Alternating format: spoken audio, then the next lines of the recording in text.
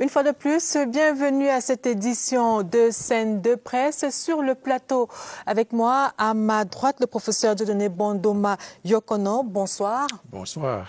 Vous êtes économiste et président du Conseil d'appui à la réalisation des contrats de partenariat CARPA. C'est bien cela? Tout à fait. Bienvenue sur le plateau. Je vous remercie. À ma gauche, honorable Ngala Gérard, qui est député à l'Assemblée nationale et opérateur économique. Good evening and welcome. Thank you very much. Thanks for having me, Madame Jimba. Messieurs, avec vous, nous poursuivons la réflexion sur la quote-part des créateurs de richesses dans le chantier de la reconstruction du Nord-Ouest et du Sud-Ouest, et ce, à la suite de la rencontre entre le Premier ministre Joseph John Gouté et le patronat à Douala dans le but de présenter le plan présidentiel pour la reconstruction et le développement du Nord-Ouest et du Sud-Ouest. Dans la deuxième partie de cette émission, nous parlerons encore de la recherche de financement, mais cette fois à l'échelle continentale. C'est à la faveur de la tenue dans la capitale française mardi dernier du sommet sur le financement des économies africaines aux prises avec le Covid-19. Mais avant, place à la revue de presse, une signature de Franck Evina.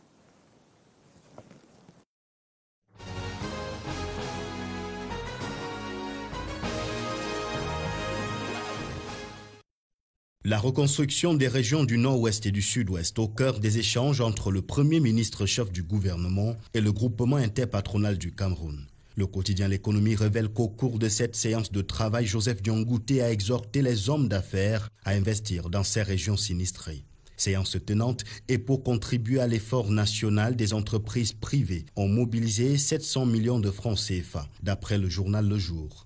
En sollicitant ainsi les patrons comme l'indique Mutation, le chef du gouvernement s'est dit prêt à lever les blocages dont parle le repère. Il s'agit en substance, selon Eco-Matin, de l'amélioration du climat des affaires à travers notamment la réforme du Cameroun Business Forum. Dans l'immédiat, ce que veut le JICAM et qu'a aussi relayé le journal Émergence devrait contribuer à raviver la flamme du dialogue public-privé qui s'est estompé depuis peu. Terre promise va dans le même sens en affirmant notamment que depuis quelque temps, le JICAM et la Direction générale des impôts semblent ne pas être sur la même longueur d'onde. Le journal de Marc Ombuy ajoute que le groupement interpatronal du Cameroun n'est pas très appréciatif de la manière dont il est traité par le gouvernement par ces temps de crise sanitaire due à la pandémie du coronavirus. John Gouté peut-il donc sauver le dialogue public-privé, s'interroge le quotidien Blé. La revue de presse était sur la scène.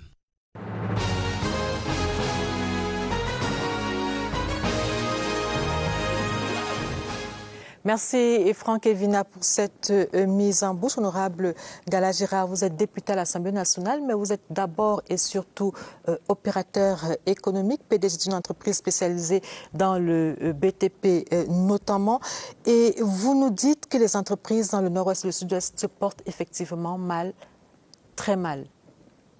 Oui, I would tell you without mixing words that the situation has not been the same since 2016.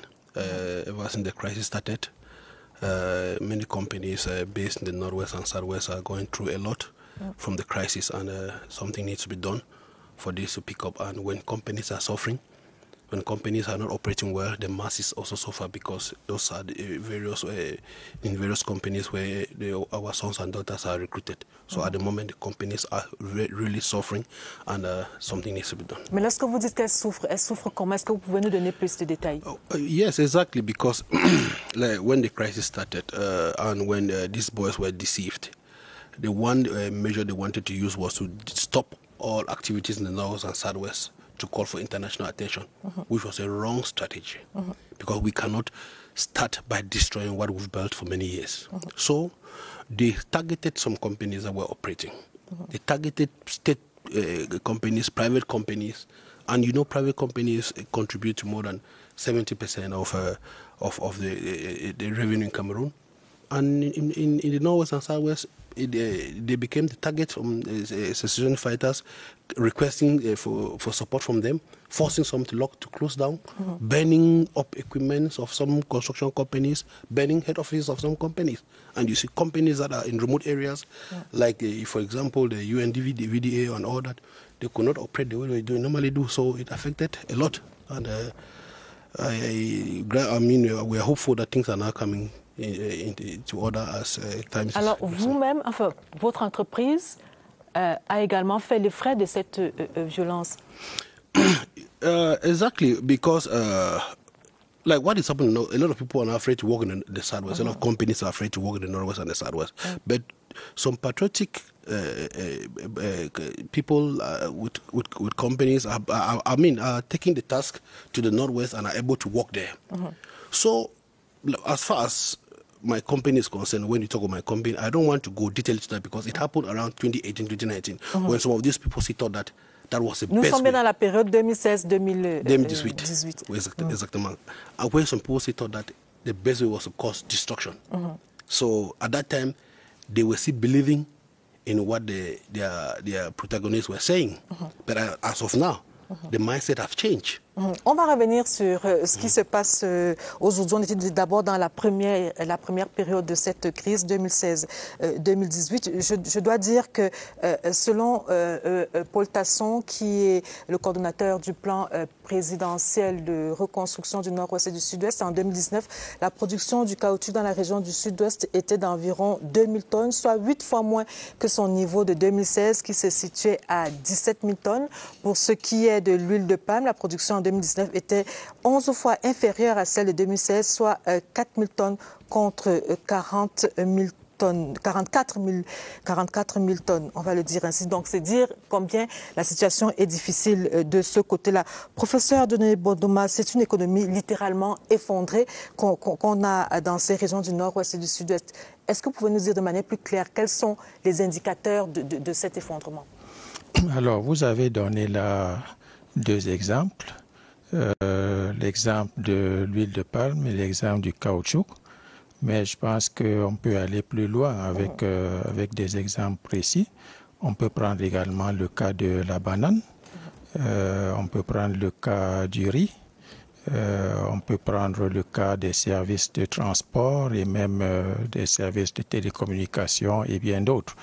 Je le dis parce que dans ces deux régions-là, il y a des secteurs qui tirent l'économie dans ces deux régions et on retrouve notamment l'agriculture d'exportation et l'agriculture vivrière.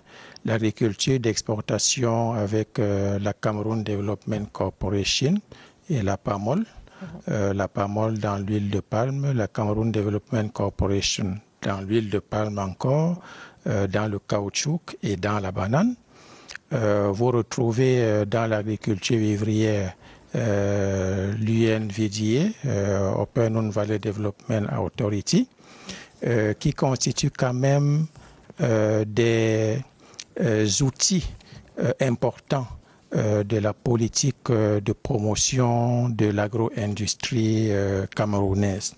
Et lorsque on fait le tour de ces agro-industries-là, on constate effectivement qu'elles ont été frappées de plein fouet par cette crise sécuritaire à travers la vandalisation de leurs équipements avec des incendies, et des incendies divers. De production. Voilà, et même des attaques sur les travailleurs dans les différentes plantations, toutes choses qui ont fait en sorte que les travailleurs ont pris peur et ont dû quitter les plantations, ont dû quitter les zones et tout cela a entraîné une baisse drastique de la production au niveau de ces entreprises-là.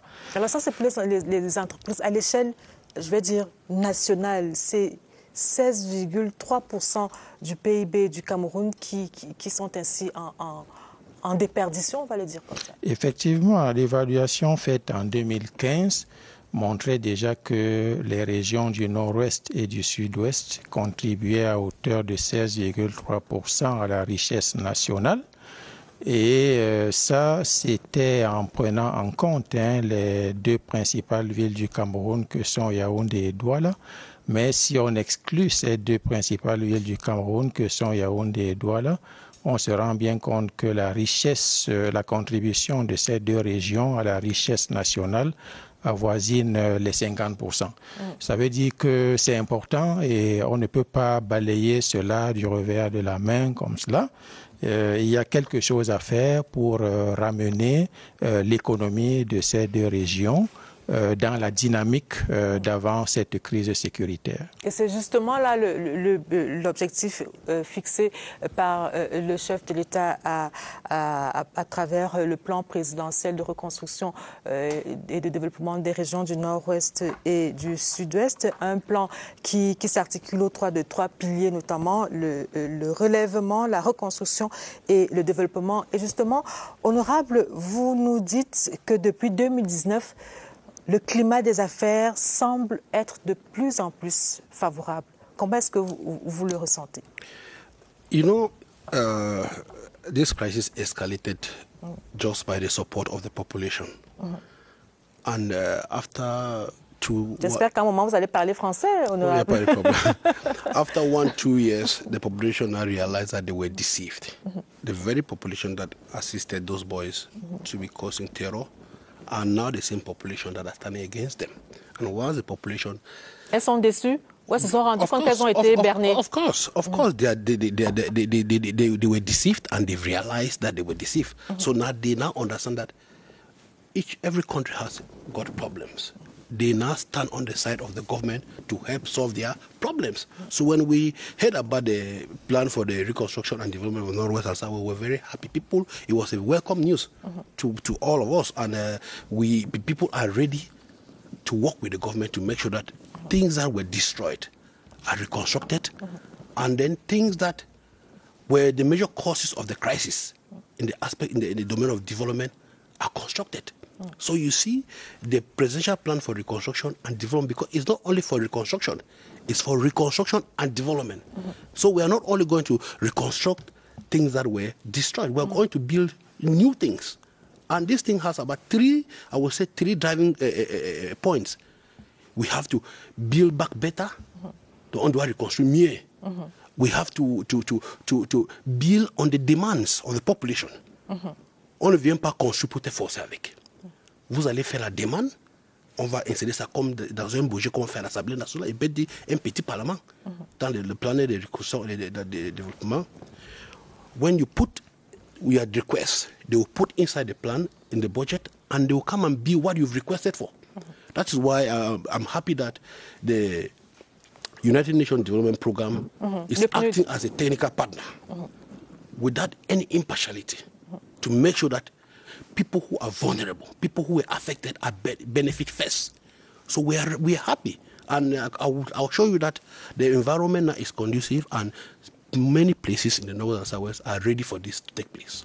C'est bien noté. Alors, professeur Dieudonné Mbondoma, concrètement, que peuvent les entreprises dans ce vaste chantier de reconstruction des régions du Nord-Ouest et du Sud-Ouest, sachant que le budget global de ce plan est de 900 milliards environ, que le budget de la phase de relèvement, comme vous allez le voir dans ce tableau, est de 89 milliards et qu'au 15 avril 2021, le taux d'exécution de la phase de relèvement est de 25%, de l'aide de livraison septembre 2021, 10,4 milliards de francs CFA ont déjà été mobilisés sur les 89 milliards budgétisés pour la phase de relèvement. Alors, que peuvent les entreprises?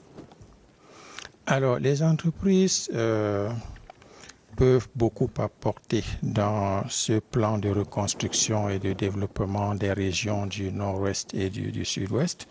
Elles peuvent beaucoup apporter d'abord par des contributions financières directes.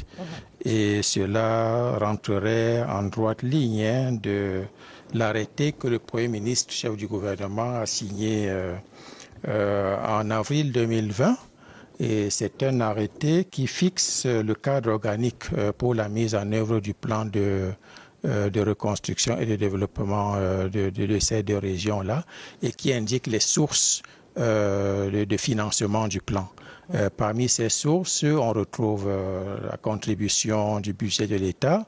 on retrouve les dons et les legs, on retrouve la contribution des partenaires techniques et financiers et toute autre ressource qui soit compatible et conforme à la législation en vigueur. Et donc, ça, c'est un moyen par lequel le secteur privé peut activement s'impliquer à ce plan de reconstruction et de développement. Le deuxième moyen par lequel le secteur privé pourrait s'impliquer, c'est effectivement à travers des contrats, parce qu'il y a des opérations de construction qu'il faudra réaliser dans divers secteurs.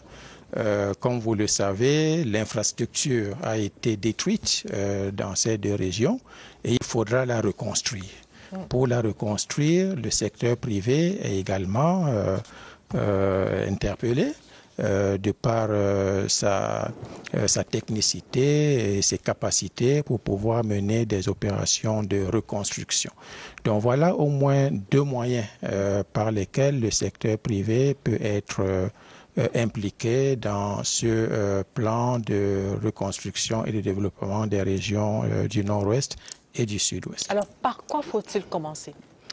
I want to add to what Mr. Mbonoma has just said, because, you know, the state, people think that the state has to count only on civil servants. Civil servants make up only about 2% of the Cameroonian population.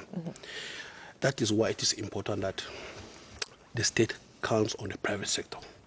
And this needs a lot of sensitization from those head of those companies. They need to do a lot of sensitization to let the population know the importance of reconstructing what we've destroyed, because this was destroyed by us. Now the president has made it possible for us to get back what we destroyed. So the head of those companies, they know exactly what they're going through, and if they sensitize and this get to take place, a lot of people will get recruited back. Like what he was saying, when you go to CDC, Pamol, all those people that were recruited ran away because they were being threatened and nobody wanted to die, so they left. So those head of companies, we need to do a lot of sensitization. They need to get involved in this reconstruction and development plan.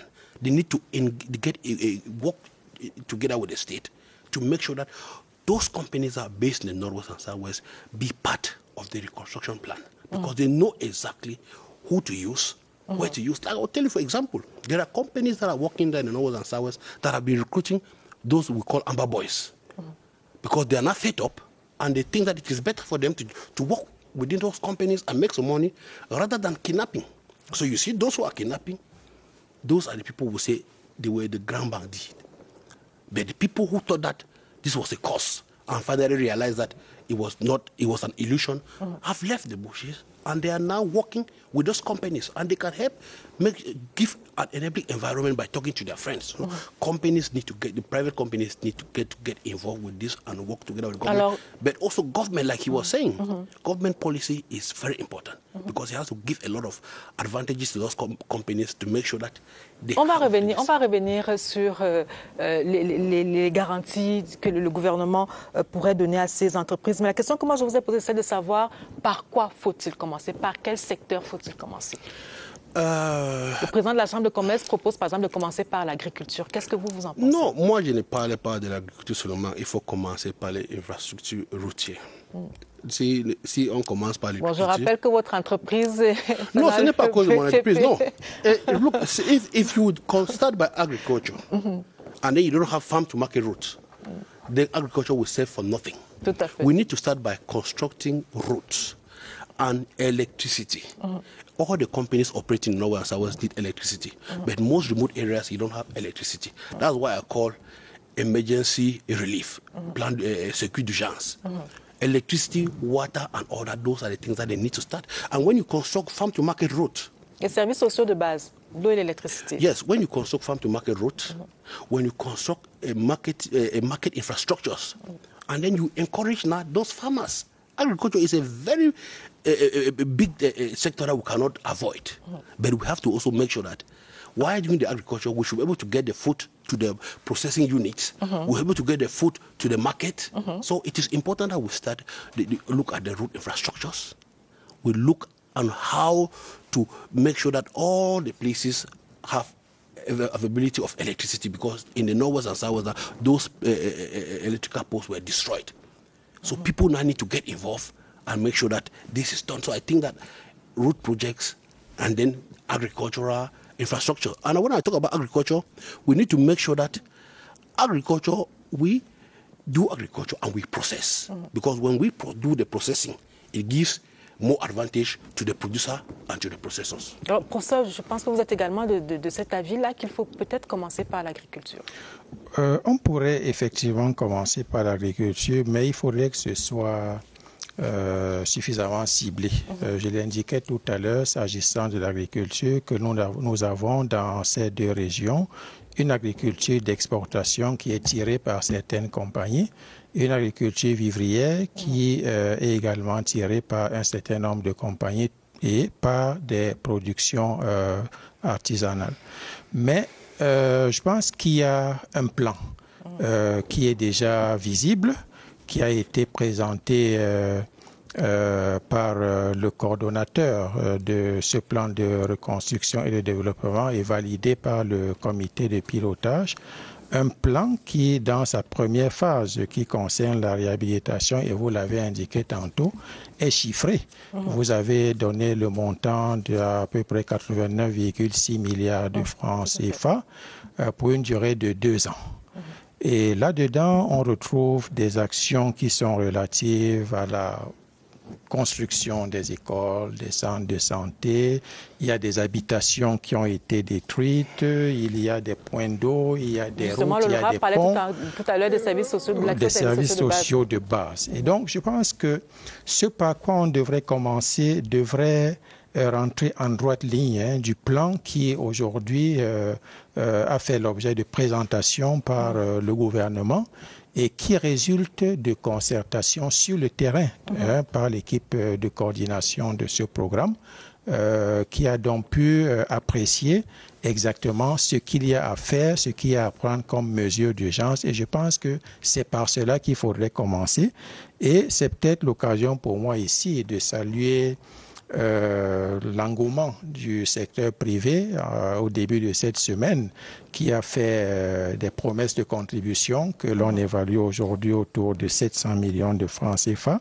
Mais n'oublions pas qu'il y a à peu près 1 an, le gouvernement avait donné le temps parce que le ministre de l'économie, de la planification et de l'aménagement du territoire, le 5 mai 2020, avait signé une convention de 8,9 milliards de francs CFA, convention par laquelle le gouvernement s'engageait à mettre à la disposition du programme des Nations Unies pour le développement, qui est donc l'agence retenue pour l'exécution de ce programme. Qui est le garant de la bonne gouvernance des fonds qui seront collectés. De mettre à sa disposition ces ressources-là comme étant sa contribution initiale pour les différentes opérations à mener sur le terrain. Alors nous allons marquer un premier arrêt dans cette édition de Scène de Presse. Que peuvent les entreprises privées dans le chantier de reconstruction des régions du Nord-Ouest et du Sud-Ouest? La question également a été posée aux journalistes. Voici leur réponse au micro de Michel Renaud-Ouanja.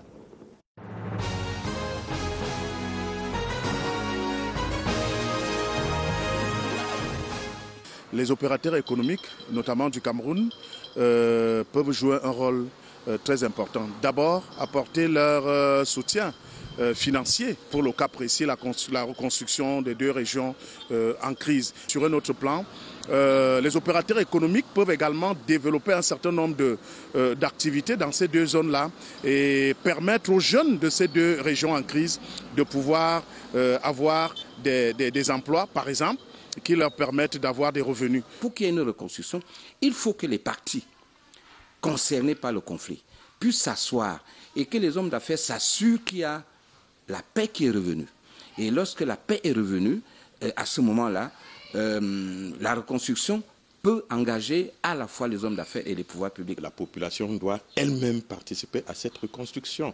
Elle doit être partie prenante, ce qui fera que la démobilisation de ceux qui ont été en guerre puisse être utilisée autrement que de faire la guerre. Et il faut qu'il y ait de l'argent disponible. Il ne faudra plus que les opérateurs économiques se retrouvent face à cette situation où on lance des chantiers et on vous dit que l'argent, il n'y a pas d'argent.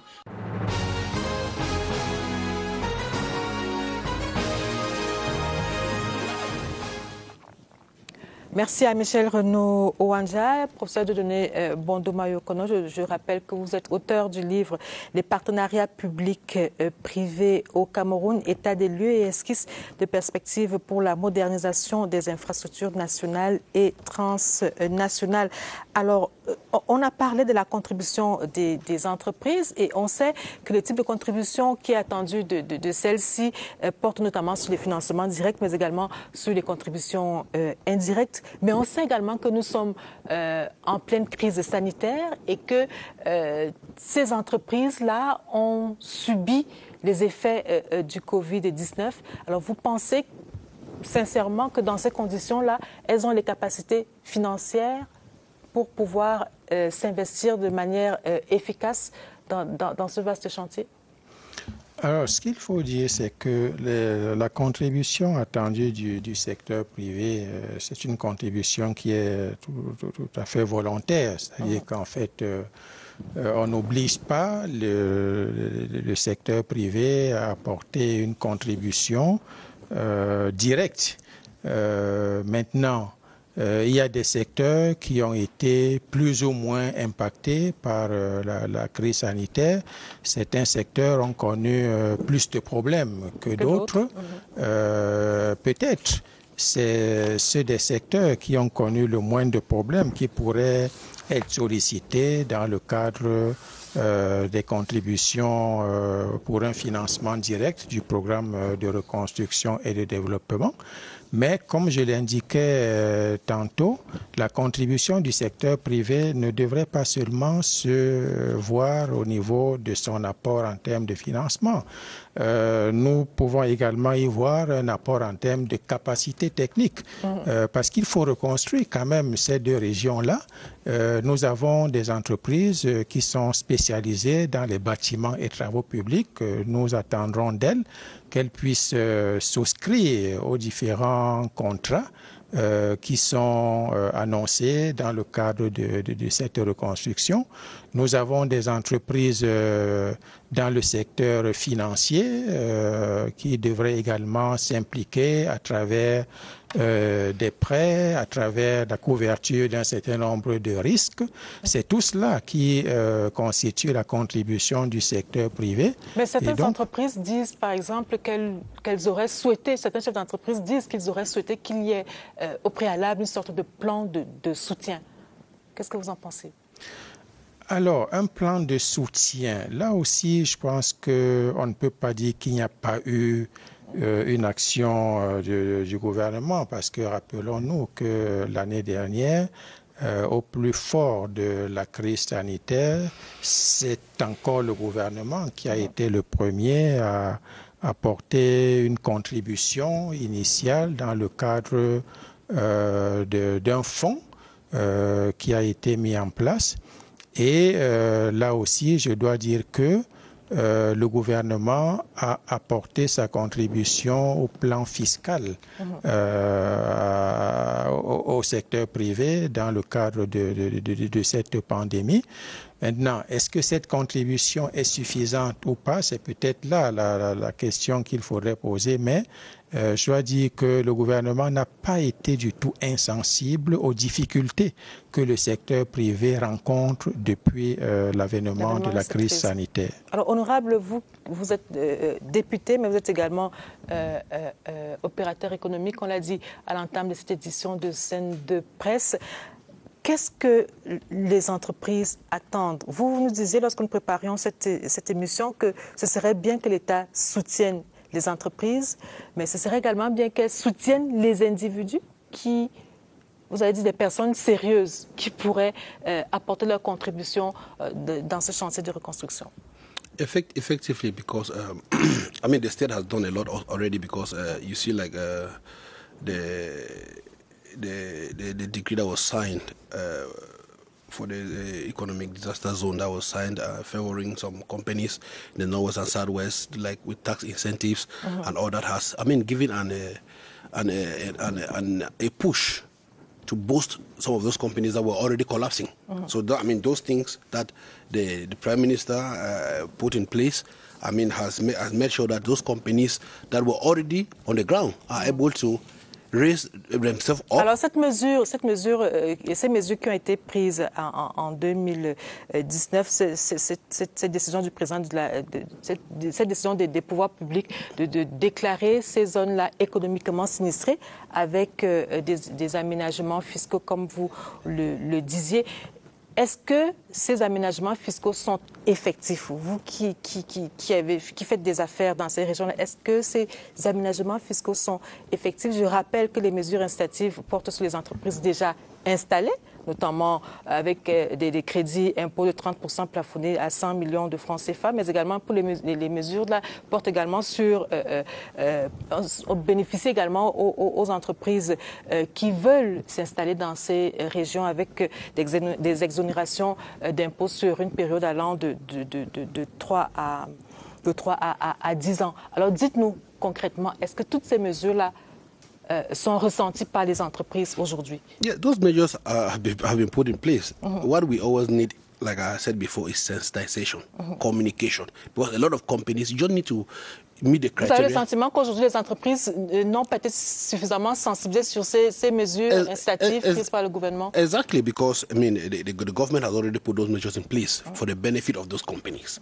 We just need to sensitize, and I know a lot of companies that meet the criteria have already been benefiting from all what the Prime Minister or head of government put in place. So what I will say is that companies that are now operating in the North and Southwest are benefiting from it. But the state needs to do more.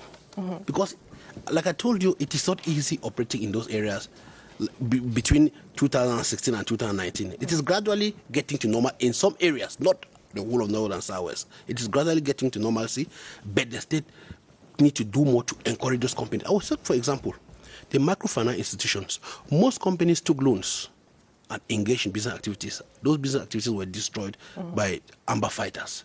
Now, they are now forced to pay those loans. Microfinance institutions is one of those companies that the state needs to look at seriously because they get into the remote areas of the North and Southwest to encourage and sponsor small and medium-sized enterprises. So it is very important that states boost or inject money into microfinance institutions. In short, financial institutions that are supporting companies that are working in the North and Southwest. Because these institutions, they master the remote areas. Because if you look at it very well, those attacks, like we're talking about agriculture, is mostly in remote areas. And those are the areas favorable for the attacks of Amber Boys. But now that, like I said before, that the population is now working together with the administration, it is not very possible for those companies to operate. So the state needs to support the companies, financial institutions that are assisting the companies to operate and make sure that those companies, they benefit. So a lot of sensitization needs to be done also on the part of the administration, the local administrative authorities. They need to sensitize and to make sure that the companies are aware of the measures put in place by the government so that they can benefit from it and get the activities moving. Because like I'm telling you, most companies were not operating between 2017 and 2019, 2020. But this year, like I'm telling you, things have now la situation s'est un peu améliorée. Change and companies are operating, but still need to get involved and help them. Alors, professeur, vous êtes de cet avis, il faut aller au-delà des aménagements fiscaux dans l'état actuel au stade actuel des choses. Faut-il aller au-delà ou pas? Je pense qu'il faudrait déjà faire une évaluation de ce qui a été offert au secteur privé. Et effectivement, l'honorable relevait tout à l'heure que le 2 septembre 2019, il y a eu 2 décrets qui ont été signés par le premier chef du gouvernement. Il y a l'un justement qui précise les modalités de mise en œuvre du statut de zone économique sinistrée au Cameroun. Et le deuxième porte reconnaissance du statut de zone économique sinistrée en faveur des régions de l'extrême nord, du nord-ouest et du sud-ouest. Et dans le premier décret, justement, il y a un certain nombre d'avantages qui sont accordés aux opérateurs économiques qui vont donc souhaiter investir dans ces 2 régions-là en termes d'exonération, aussi bien en phase d'installation qu'en phase d'exploitation. 3 ans en phase d'installation et 7 ans en phase d'exploitation. Tout cela doit cependant être matérialisé par un agrément qui est signé par le ministre des Finances. À date, je n'ai pas d'information que le ministre des Finances ait été sollicité pour la signature d'un agrément. Je pense qu'avant de demander plus, il faudrait déjà qu'on puisse faire l'évaluation de l'existant. Et je pense que l'existant, commençons par là. Et ensuite, nous verrons s'il y a des difficultés dans l'application de ce qui a été offert par le gouvernement pour voir donc quels aménagements pourraient être opérés pour la suite du processus. Alors, je voudrais quand même préciser à votre suite que dans le cadre de ces mesures, il est par exemple proposé un abattement de 75% sur les arriérés fiscaux et un étalement possible du reliquat sur une période de 24 mois. Alors, je voudrais qu'on termine par là, si vous le permettez, c'est sur les garanties que le gouvernement pourrait donner en termes de sécurité des investissements. Sécurité prise sous le prisme de la lutte contre le vandalisme, les violences sur les entreprises, mais également sur le prisme de la gouvernance. Quelles sont, selon vous, les garanties que les pouvoirs publics pourraient donner aux entreprises? I think the guarantee is, first of all, by looking into what has happened before. There are a lot of companies that have lost a lot. And they were happy that the state had sent for an inventory of all what they lost to be done. They are still waiting, but at the moment, the highest that companies need to do now is for the government to accompany them. Oui. Like I said, the guarantee, there is no other better guarantee than to put government policies that will favor the companies. That is what they need to do. So like I said before, government should put policies in place that will help those companies to operate in this tourism, because people will want to go and invest. But you want to know that investing in this area, you'll be able to come out successfully.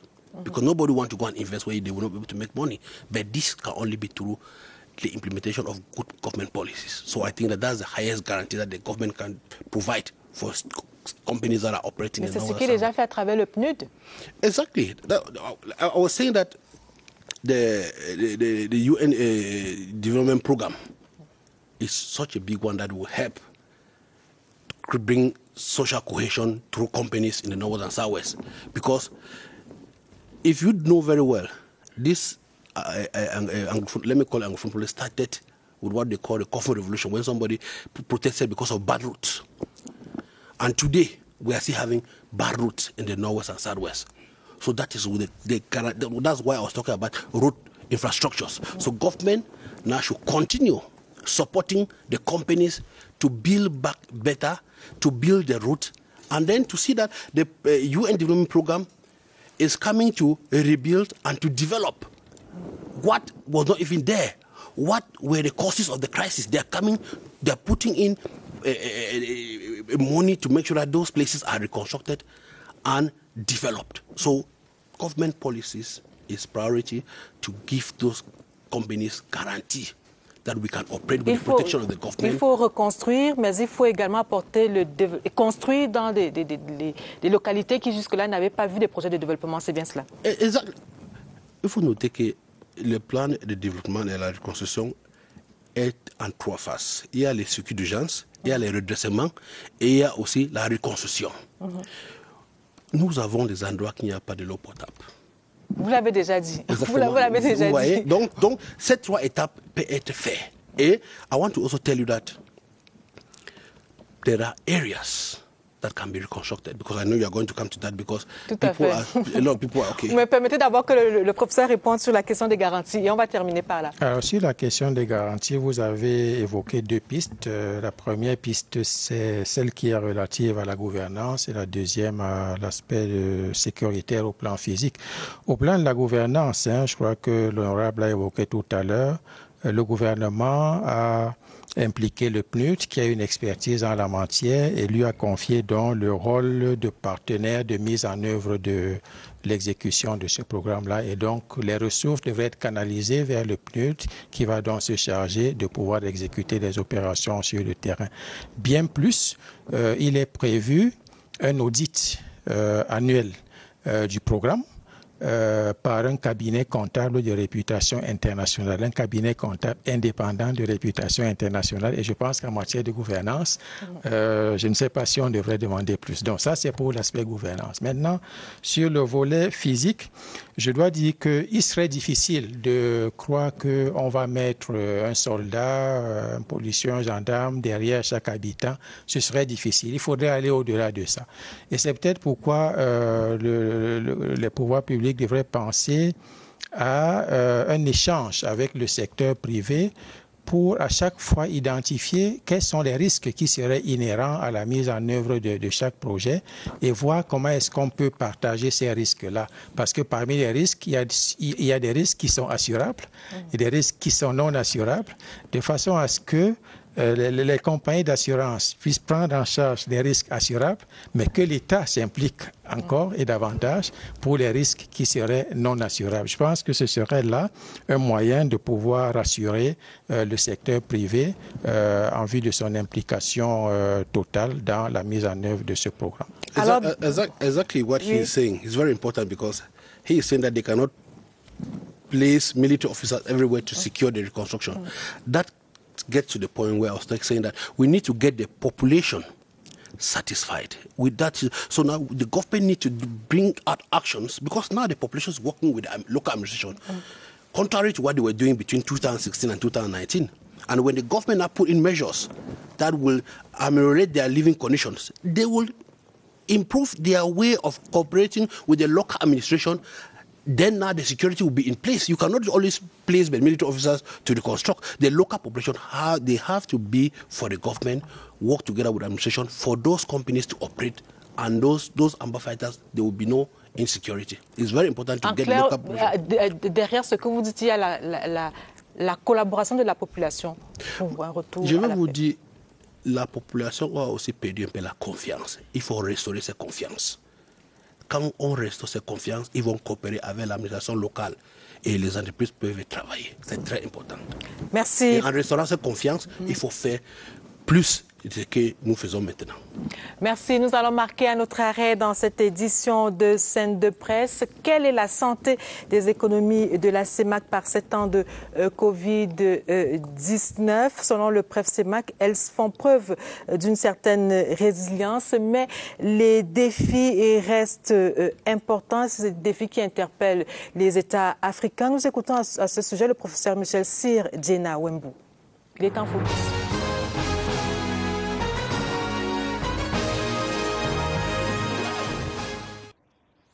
On a la reconstitution du niveau de nos réserves de change. Aujourd'hui, la reconstitution du niveau de nos réserves de change est telle que personne ne peut plus parler des questions de dévaluation. Ensuite, le dialogue avec les principales sociétés exploitant les ressources naturelles dans la zone CEMAC en vue du rapatriement des recettes d'exportation.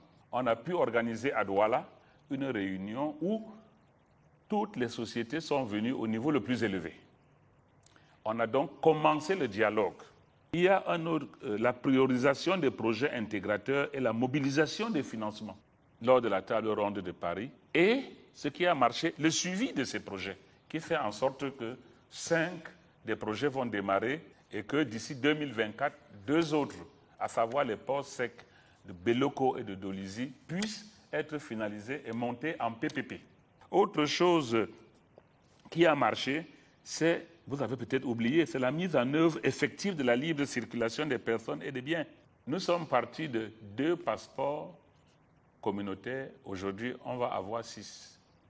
Et nous sommes partis de l'obligation des visas à la suppression des visas. Ce qui n'a pas marché et qui est en cours, l'harmonisation des règles budgétaires. Il y a un problème. C'est lent. La coordination des politiques budgétaires, c'est lent. Il y a le problème de l'amélioration de la qualité des dépenses. Il ne faut pas seulement voter le budget pour construire le budget de soutien à l'enseignement supérieur. Il faut que le budget de l'enseignement supérieur n'aille pas seulement à la construction du bâtiment.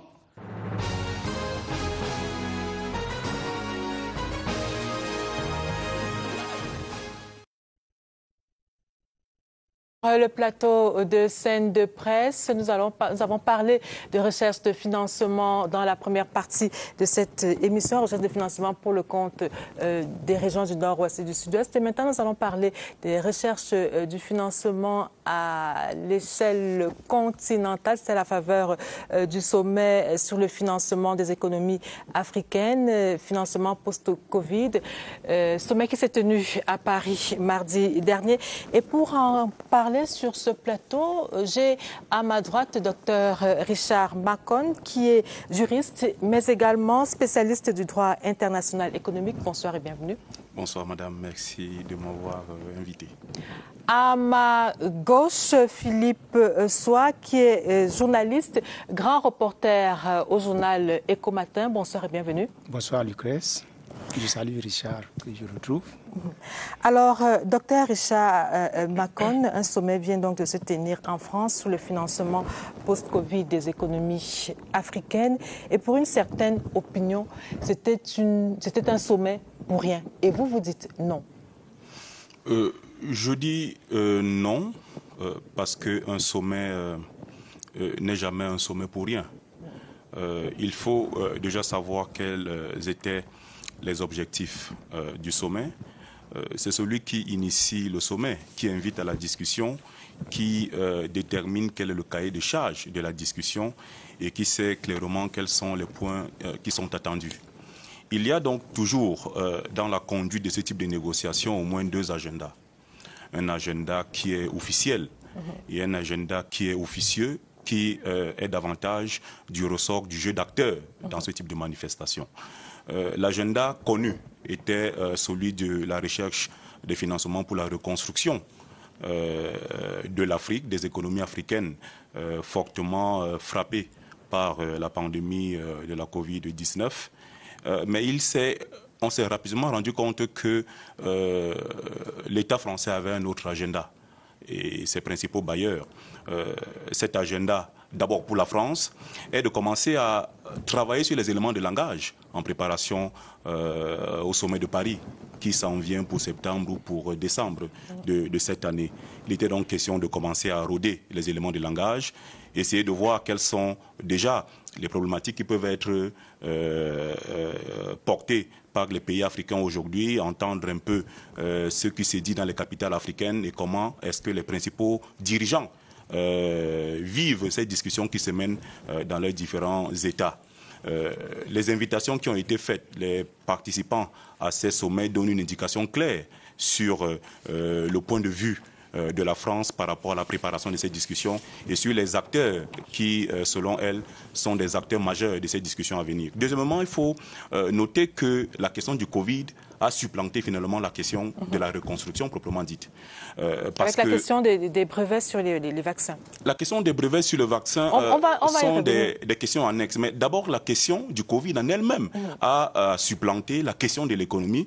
On s'est rendu compte que les principaux participants, en tout cas la France, a voulu marteler l'idée de l'accélération de la vaccination sur le continent africain et de la nécessité pour les principaux partenaires de l'Afrique à se mobiliser davantage pour financer l'accès au vaccin et l'accélération de la vaccination sur le continent africain, mettant donc ainsi finalement en berne les questions économiques qui sont centrales, parce que quand on parle de reconstruction du point de vue économique, c'est la question de la production, c'est la question de la commercialisation des produits, c'est la question de la distribution, c'est la question de l'égalité des citoyens à l'accès aux richesses qui sont produites par les pays. Donc les questions qui sont centrales du point de vue économique sont connues, mais elles ont été davantage minorées et on a mis en lumière l'agenda qui était l'agenda des bailleurs à accélérer la circulation du vaccin sur le continent africain. Alors, Philippe, soit pour vous, finalement, donc, quel était l'intérêt de ce sommet, notamment pour les pays prêteurs? Pour les pays prêteurs, c'est l'intérêt que votre banquier a vous savoir en vie et en bonne santé, parce que c'est la meilleure preuve que vous allez pouvoir rembourser, n'est-ce pas, les crédits qu'il vous a apportés. Je crois que les pays prêteurs ont très vite pris conscience de ce que la Covid est une contrainte supplémentaire pour un grand nombre de pays africains, au-delà du volet sanitaire On n'a pas beaucoup de cas sur le continent, pas beaucoup de décès. Mais la crise sanitaire qui a généré une crise économique a fait en sorte qu'un certain nombre de pays africains qui étaient déjà en situation de fragilité a aggravé cette fragilité. Et il y a la problématique notamment de la dette, oui, qui fait qu'un grand nombre de pays se retrouvent, pour certains, en situation d'incapacité de rembourser leurs dettes. Pour d'autres, cela va arriver à court ou à moyen terme. Et donc, je crois que pour les prêteurs, il était question de trouver un moyen de préserver l'essentiel, c'est-à-dire de ne pas laisser un grand nombre de pays africains arriver au stade du défaut de paiement. Parce qu'en ce moment-là, leur crédit serait compromis et ce serait pas bon pour leurs économies. Et donc, il était question de mener une réflexion pour que ces pays puissent rester solvables, quitte, le cas échéant, à consentir un certain nombre de sacrifices pour, comme je disais, permettre que... Alors, pour rester sur les pays africains, justement, vous pensez que ces pays-là rentrent quelque peu bredouille. Pourquoi? Avec un chapelet de promesses. C'est-à-dire que les objectifs, en tout cas les attentes des pays africains étaient clairs. Ils sont partis avec l'espoir d'une annulation de leurs dettes. Ils sont partis avec l'espoir d'un financement suffisant ou conséquent pour soutenir les efforts de résilience ou de relève. Ils sont partis avec l'espoir d'un accès, j'allais dire d'un libre accès aux brevets pour pouvoir produire localement les vaccins pour ceux des pays qui ont les capacités techniques et technologiques installées.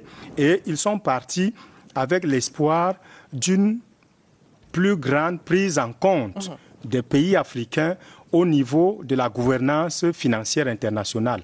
Alors, quand moi je lis le communiqué final qui a sanctionné cette rencontre, je note que tout est au futur, ou tout au moins à l'imparfait, n'est-ce pas? Et dans ces conditions-là, je suis au regret de constater que personne n'est rentré avec quelque chose de concret. Il est question de prolonger la discussion sur ceci, il est question d'en appeler à plus d'engagement pour cela, il est question à plus de volontarisme pour ceci, et ainsi de suite. Donc, je crois, comme toujours, il y a eu comme une volonté de rassurer les pays africains de ce que leur situation est dans l'agenda des pays prêteurs, mais pour ce qui est de ce qu'ils rentrent avec comme acquis, je crois que rien n'a acquis.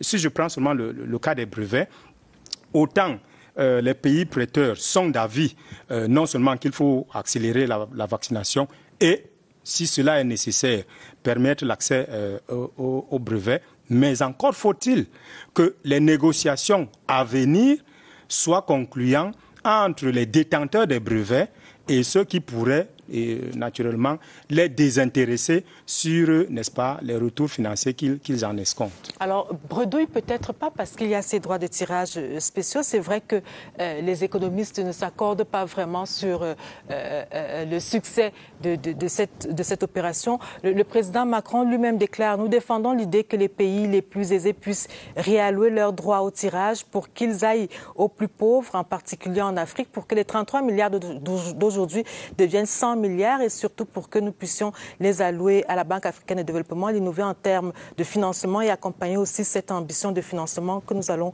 mobiliser grâce à la Banque mondiale. » Alors, docteur Richard Macon, 33 milliards sur 650 milliards, soit à peu près 5% de DTS. Vous dites quoi? Est-ce que c'est une cagnotte sur laquelle on peut gloser? Est-ce que l'Afrique peut se contenter de cela? Est-ce qu'elle peut se féliciter de cette manne qu'elle ramène? Déjà, il faut rappeler que les droits de tirage spéciaux sont en réalité la traduction des quotes-parts de chaque État dans le système économique mondial. Et comme les quotes-parts dans les organisations internationales classiques, dans le cadre du Fonds monétaire international et de la Banque mondiale, on parle davantage de DTS, principalement au Fonds monétaire international. Et donc, c'est en fonction de la puissance économique d'un État que son nombre de quotes-parts est élevé. Sauf que l'Afrique part défavorisée. L'Afrique part défavorisée parce que du point de vue économique, l'Afrique ne pèse pas grand-chose. Cela me permet d'ailleurs de faire une incursion en une seconde sur la question des brevets pour dire que les États, même les plus développés, n'ont aucune autorité sur les brevets. Les brevets sont des droits de propriété industrielle qui ressortissent aux firmes pharmaceutiques qui ont investi dans la recherche pour obtenir des solutions pour le traitement d'un certain nombre de pathologies. Et donc, la question des brevets est traitée par l'accord de l'OMC sur les droits de propriété intellectuelle liés au commerce, accord de 1994.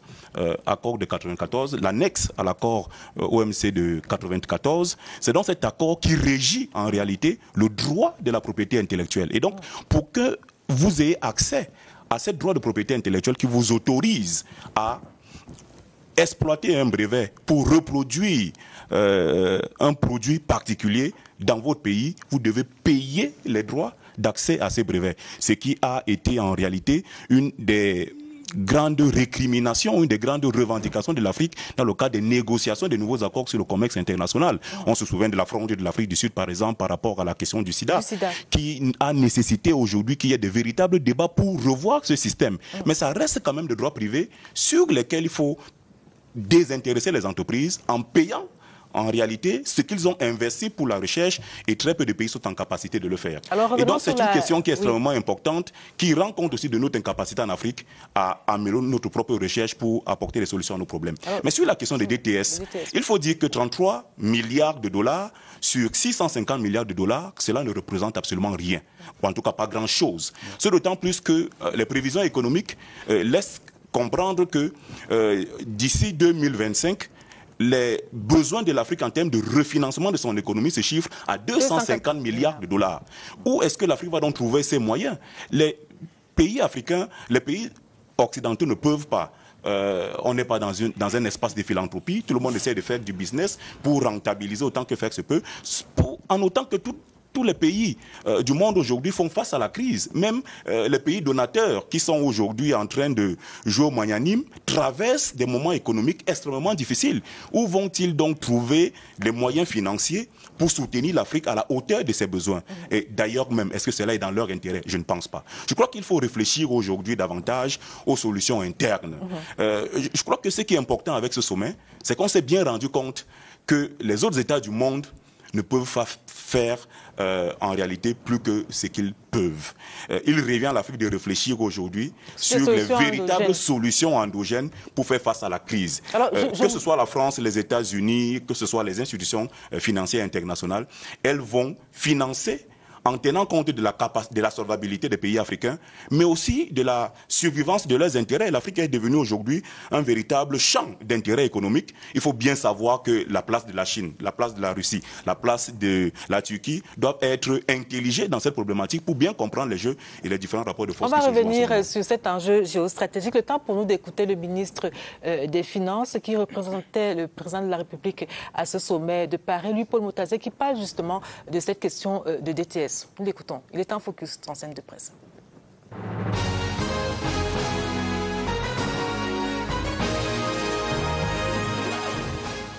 Nous avons participé aux discussions et ce qui nous a plu, c'est que un certain nombre d'innovations, notamment en matière de financement de l'économie, ont été prises. L'une de ces initiatives, c'est qu'on puisse revoir la location de ce qu'on appelle les droits de tirage spéciaux, parce que jusqu'à là, il est prévu à peu près 33 milliards.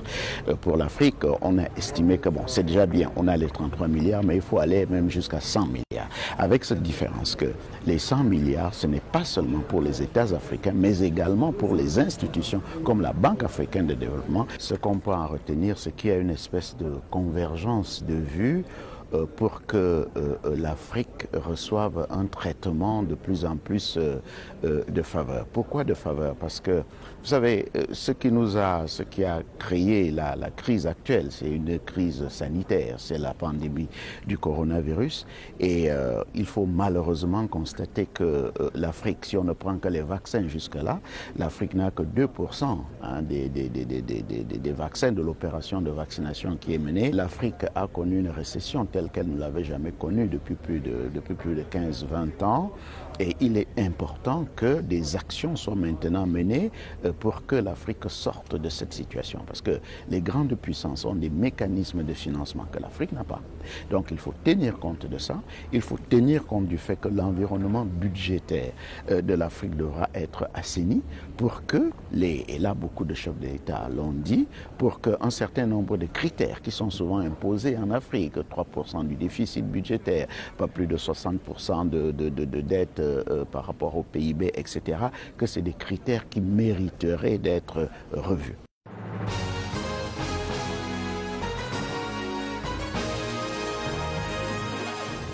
Alors Philippe Soie, vous venez d'écouter le ministre des Finances. Qu'est-ce que cela vous suggère comme commentaire?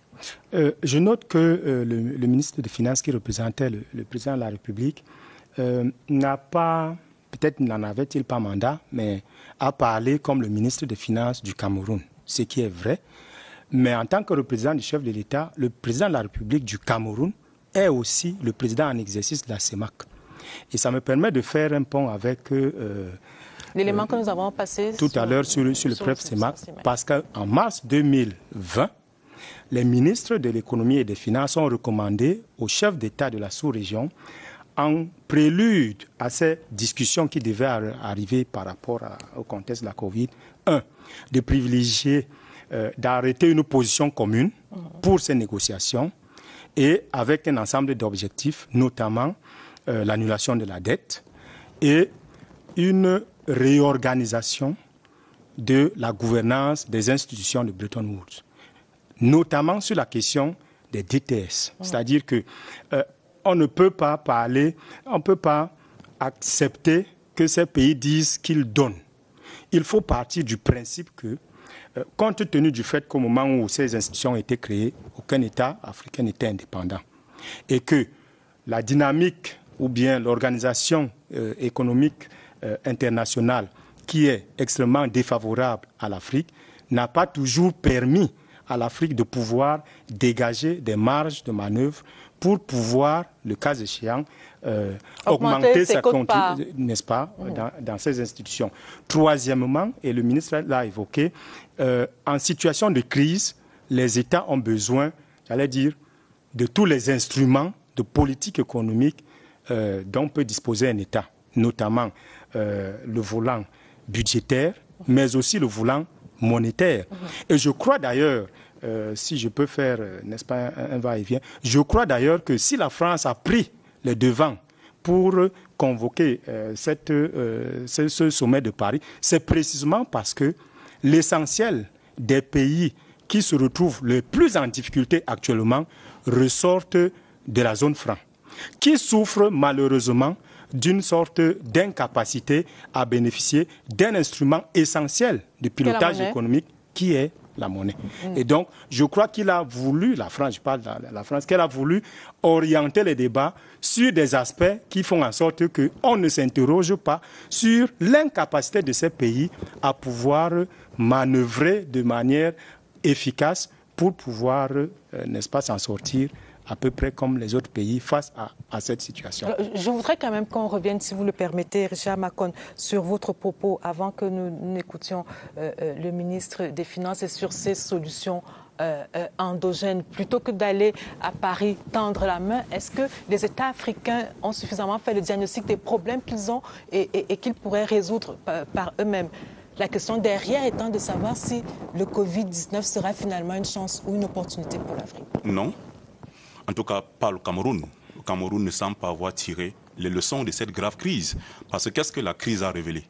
La crise a révélé qu'au niveau mondial, la plupart des pays, même développés, avaient négligé les politiques de santé et les politiques d'éducation. La preuve, les États-Unis, pays le plus développé du monde, ont été dans l'incapacité d'assurer un enseignement à distance pendant toute la période de la pandémie, en fermant des universités et des écoles. En France, on s'est rendu compte que toute l'infrastructure hospitalière avait été abandonnée par des politiques publiques mercantilistes qui ont privilégié le tout marchand en négligeant la dimension sociale qui est nécessaire à la survie d'un État. Au Cameroun, tout démontre que l'hôpital est aujourd'hui l'institution la plus malade de notre pays. on a été dans l'incapacité au niveau des universités, au niveau des écoles, au niveau des collèges, à assurer un enseignement à peu près normal. Et tout le monde reconnaît que les diplômes 2020-2021 sont un peu des diplômes au rabais. Et donc cela questionne à la fois sur... Du fait de la crise. Du fait de la crise. La crise est un grand révélateur à la fois de nos tares de gouvernance que nous connaissons depuis longtemps, mais aussi du caractère sinistré d'un certain nombre de secteurs comme le secteur de la recherche. Aujourd'hui, on est dans l'incapacité de produire de la chloroquine. Nous faisons venir des comprimés d'Inde pour faire des reconditionnements et c'est une fraude au brevet. Attendez-vous dans les jours à venir à des attaques des compagnies pharmaceutiques dont les brevets, en réalité, dont les produits ont été contrefaits en changeant de conditionnement au niveau du Cameroun. Il faut vérifier à la base pour savoir exactement comment cette opération a été menée. Ce sont des faits, c'est incontestable. Mais moi, je reste sur l'essentiel.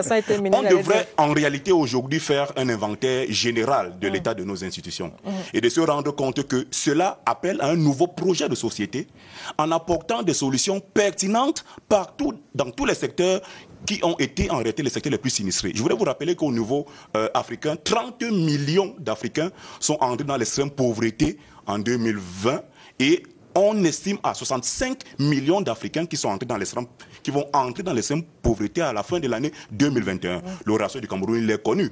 On parle d'environ 3 millions de Camerounais qui vont entrer dans l'extrême pauvreté au cours de l'année 2021. Cela donc doit interpeller le gouvernement, non plus d'aller dans les solutions cosmétiques, mais réfléchir fondamentalement à des mécanismes de reconstruction de notre appareil de production, à relancer les secteurs qui ont un impact décisif sur la structuration de notre économie et sortir finalement de la logique qui voudrait qu'on attende l'aide qui vient de l'extérieur. Tout notre appareil de production est délabré.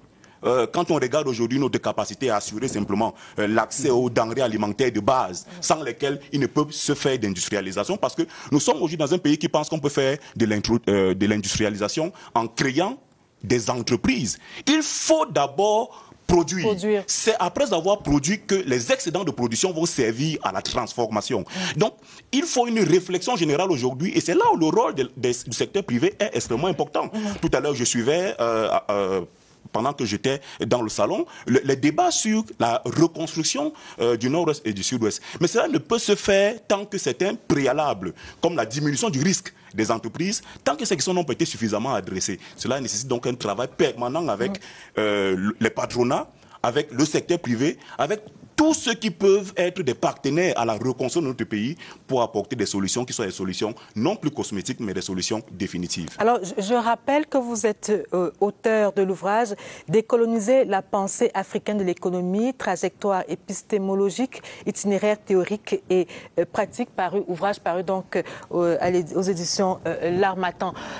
On va retrouver Daniel Menanga dans quelques minutes pour les unes du lundi. Le temps pour vous, Philippe, soit de nous parler justement, vous également, de comment le Covid-19 pourrait être une opportunité pour l'Afrique et partant pour le Cameroun. Qu'est-ce qu'il faut faire pour que ce soit une opportunité? Plus que c'est d'abord une crise sanitaire. Ce qu'on a remarqué, c'est que le bilan sanitaire n'est pas aussi dramatique en Afrique qu'ailleurs. Oui.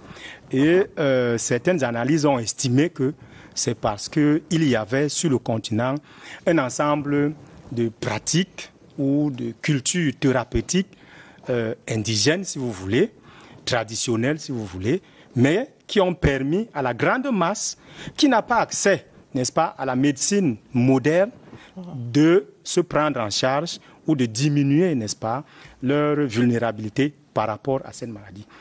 Je note que dans la riposte gouvernementale, dont le budget pour 2020, par exemple, était de 180 milliards, le gouvernement n'a alloué que 100 millions de francs CFA pour le soutien à la recherche de solutions endogènes. 100 millions. C'est révélateur de ce que le docteur Richard Macon disait tout à l'heure sur l'investissement sur la recherche-développement. Les autres ont des brevets et on a tous vu en quel temps record ils ont pu obtenir ces brevets, parce qu'il y a une infrastructure technique et technologique, parce qu'il y a des cerveaux, n'est-ce pas, qui sont disponibles, des chercheurs, qui sont outillés, qui sont motivés. Il y en a également au Cameroun. Bien. Mais il se trouve que le financement de la recherche au Cameroun est extrêmement faible. Les pays africains, pour généraliser, ont pris pour objectif d'allouer 1% des ressources publiques à la recherche. au Cameroun, si vous faites le ratio, je crois que nous sommes autour de 0,3%. C'est extrêmement bas. Les pays africains se sont engagés à allouer 15% des ressources publiques au secteur de la santé. Au Cameroun, quand vous faites le ratio, sur les 10 dernières années, nous sommes entre 3 et 5%. Toujours très faible, et ça explique le délabrement de l'infrastructure sanitaire, ça explique la faiblesse de la recherche.